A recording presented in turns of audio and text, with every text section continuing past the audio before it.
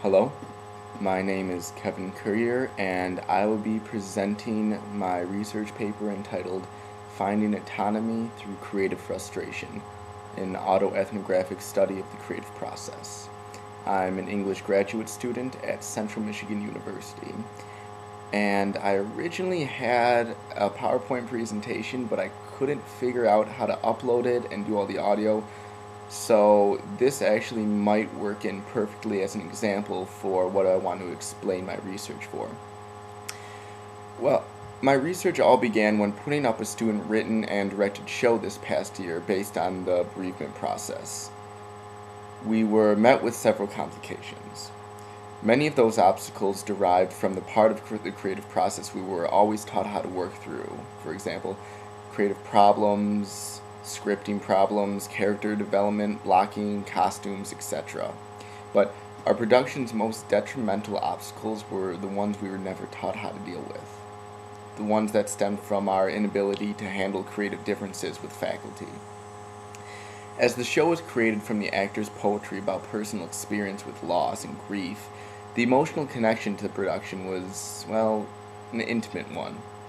The trick was how to balance emotion and work, creative differences and complete differences, hierarchy and autonomy.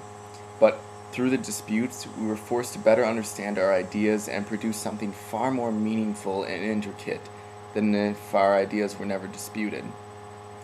I will look at my creative process through the lens of David D. Sapp's extension of Graham Wallas's 1926 model of the creative process. Using the auto-ethnographic methods during a student production, I examine the power structure and higher education within the university theater that may lead to a block in the creative process for the students involved, or what Sapp calls a point of creative frustration, or PCF. Sapp states that creative frustration must not only be recognized but also worked around if progress is to be made. If accomplished, the end results can be much more fruitful than if arguments and obstacles of the PCF were never introduced and navigated. So, in short, this type of questioning of those in power, especially in the educational institutions, can be both progressive and or devastating to a student's education. It all depends on how the students understand their individual ideas and their individual in relationship to the educational power structure. Now, the dominant part of my research paper, being an auto-ethnographic look at something, is a story that tells my point of creative frustration. So, to save you some time, and in giving you a brief overview of the main points of my paper, I will stick to the bare bones of my research. And I will be reading from my PowerPoint presentation that you should be seeing instead of my face. For those who have worked within the institutional theatrical system, you have no doubt seen firsthand the hierarchical system that's in play. And this type of system, well, it must be in play for a university to properly run. However, many times this sense of power denies not only students, but faculty many times an ability to truly thrive and learn to their fullest potential, and inhibits them. And this is not a bad thing, because in a sense, we are all playing a role in what Michael Foucault would call governmentality, or the art of governing to use the best suited techniques in which to render citizens governable. Although an institution of higher education is in no way less susceptible to a hierarchical structure. In fact, it might be more predisposed than others. Roughly a decade ago, Gary O. Larson for the National Endowment for the Arts published a major study about the current state of the arts in education. You have a community of students who, in fact, want to be governed, pay to be governed in order to be educated. The trick is how to allow the students to find their own voice once the governing begins. See, the primary purpose of the paper is not to simply state inconvenient facts in hopes of reordering the pre-existing hierarchy of university theater. No. But instead to practice formal criticism on how students' wants and drives of their personal success are pivotal within the established hierarchical system. To show how the students' wants are not always sustained by their drives, and to show how educators do not always aid or even allow in developing individuals' voices in a setting that must thrive on the continual reinvention of itself. I wish to show how students must be taught to think and invent for themselves and strive for more than just an A on an assignment. Now, as this elitist mentality may ultimately lead to a student's point of creative frustration, as it did mine, or in this case, me not being able to figure out how to put audio onto PowerPoint presentation, met with my creative frustration of not knowing how to do it, this system is not going anywhere soon, the hierarchical system. All must be understood that this system does exist, and once understood, people may be better able to see where they fit into it, and once they see how much autonomy they have within it, they will be better able to work through it. Because the way in which this system is set up, individuals don't have the best autonomy to learn to their fullest potential.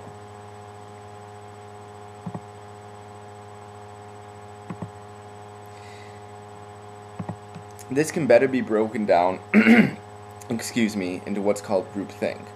So, PCF, point of creative frustration, is very hard to overcome, especially when it involves directly questioning the words and ideas of those higher than you, the ones that have educated you thus far. The hard part of overcoming such an obstacle is that students are not encouraged to create their own autonomy. Some of the tenured faculty have been there for several years and have successfully solidified their principles. No offense, tenured faculty, you have earned your right to be there, you have worked your asses off to get there, you deserve it. However, many of these tenured faculty formed an educational power structure over the years where ideas and demands remain status quo, because those in powers keep it that way. Or this is what Irving Janis has termed groupthink. Groupthink refers to the condition in which a group makes defective decisions through conformity pressures in order to avoid disagreement and reach quick compromises. Janis deduced that groupthink arises through the following factors: domination by a dynamic leader, failure to search for alternative ideas, insulation from outside information or criticism, and a high level of cohesiveness. This sounds a lot like a college classroom. That's weird. Moving on. This all leads to the creative process that Graham Wallas, coined in 1926. He stated that in the creative process you are met with 4 stages. The preparation stage, in which the individual sets out to consciously explore the problem.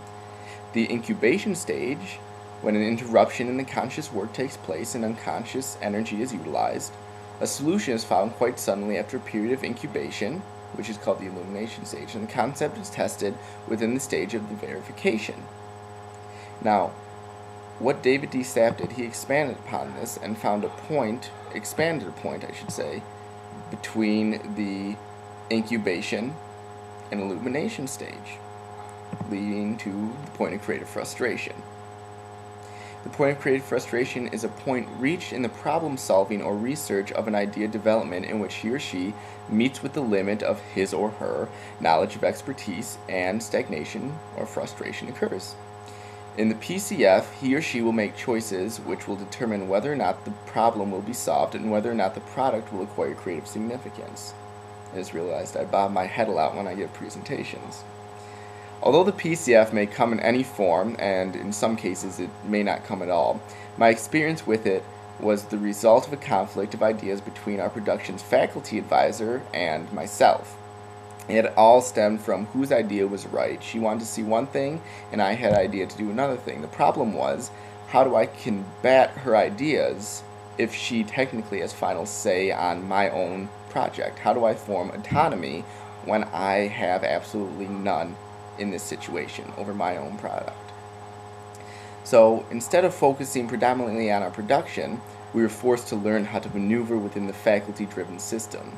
However, in the end, I came to find that everything must be understood as a learning experience, as a student, and ultimately, in the arts, in theater, we are always students who are learning, especially for the students who technically are learning. But even those moments when I felt lost or, quailed, especially those moments when I felt lost or quailed, time must be taken to understand my ideas in order to present them, debate them, and ultimately overcome barriers with them. Basically, the fact that PCF can and will happen is normal, and there are choices that must be made, and if the right choices are made, the PCF is actually a positive experience. I'm just overlaying this PCF, my point of creative frustration, with that of a hierarchical system that's in place right now. So I wish to show the practices and possibilities that can come from personal empowerment of the student, from a rigorous work ethic and creative ingenuity, thoroughly forming and understanding one's own ideas and creative autonomy when none is offered. In the end, I overcame my point of creative frustration by sticking to my guns and sticking to my own ideas, thoroughly exploring them and thoroughly debating them with the professor. In the end, she had to drop out because she didn't like what I was doing and she didn't want to see it happen. So she left, gave the project to someone else. But I overcame my inability to combat and debate her ideas by learning how to combat and debate her ideas within the hierarchical structure. And in the end, whether her idea is right or my idea is right, the audience will always be the most immediate and unbiased critic. Students should always be able to play and learn by themselves. If they fail by doing a Hamlet monologue in their first year in college, they fail by doing a Hamlet monologue their first year in college. But to fully understand their ideas and how they fit into the larger conversation of theater, professors should always encourage students to dig deeper into moments, complicate things, work harder for their ideas and goals so that they will be able to better explain them to others. They will see their hard work pay off and be encouraged to continually expand upon their knowledge. Although this is tedious and sometimes overwhelming, I've come to find that a point of creative frustrations is, well, simply weigh the arts. I just have to first understand how it would benefit my project, and without having to understand my place in theater, I never have strived for autonomy. So I had to first understand that I did not have autonomy to strive for it.